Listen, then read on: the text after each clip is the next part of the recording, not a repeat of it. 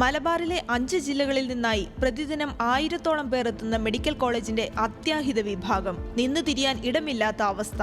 തിക്കും തിരക്കും കൊണ്ട് ശ്വാസം മുട്ടുന്ന ജീവനക്കാരും രോഗികളും കൂട്ടിരിപ്പുകാരും. നേരത്തെ ഈ അത്യാഹിത വിഭാഗം PMSSY കെട്ടിടത്തിലേക്ക് മാറ്റിയെങ്കിലും തീപിടുത്തമുണ്ടായതോടെ വീണ്ടും തിരികെ തന്നെ സജ്ജീകരിക്കേണ്ടതായി വന്നു. താൽക്കാലികമായി ഒരുക്കിയ കാഷ്വാലിറ്റിയിൽ അസൗകര്യങ്ങളിൽ വീർപ്പുമുട്ടി കഴിയേണ്ട അവസ്ഥയിലാണ് രോഗികളും കൂട്ടിരിപ്പുകാരും. പഴയത് അവര് നന്നാക്കാത്തതിന്റെ പേരിൽ വളരെ ബുദ്ധിമുട്ടാകുന്നുണ്ട് ഇവിടെ. കാരണം ഒരു നിലപാടൊന്നും സ്വീകരിക്കില്ല ആരോഗ്യവകുപ്പിൽ. അതിനെക്കുറിച്ച് നല്ല രീതിയിൽ ഇത് ചെയ്താൽ അത്രയും ജനങ്ങൾക്ക് നന്മതാകും.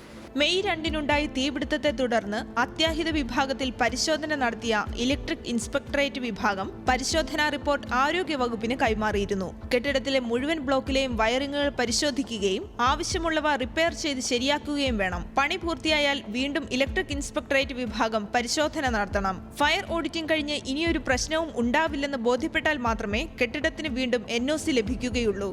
195 കോടി രൂപയിൽ PMSSY വഴി ബ്ലോക്കിന്റെ നിർമ്മാണം പൂർത്തിയാക്കിയ HLL-HETS എന്ന ഏജൻസി തന്നെയാണ് അറ്റകുറ്റപ്പണികൾ നടത്തുന്നത്. എന്നാൽ അറ്റകുറ്റപ്പണികൾ പൂർത്തിയാക്കുന്നതിൽ മെല്ലെപ്പോക്ക് തുടരുകയാണ്.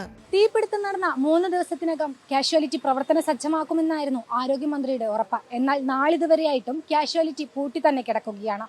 താൽക്കാലികമായി ഒരുക്കിയ കാഷ്വാലിറ്റിയിലെ അസൗകര്യങ്ങളിൽ വീർപ്പുമുട്ടി കഴിയുകയാണ് രോഗികളും കൂട്ടിരിപ്പുകാരും.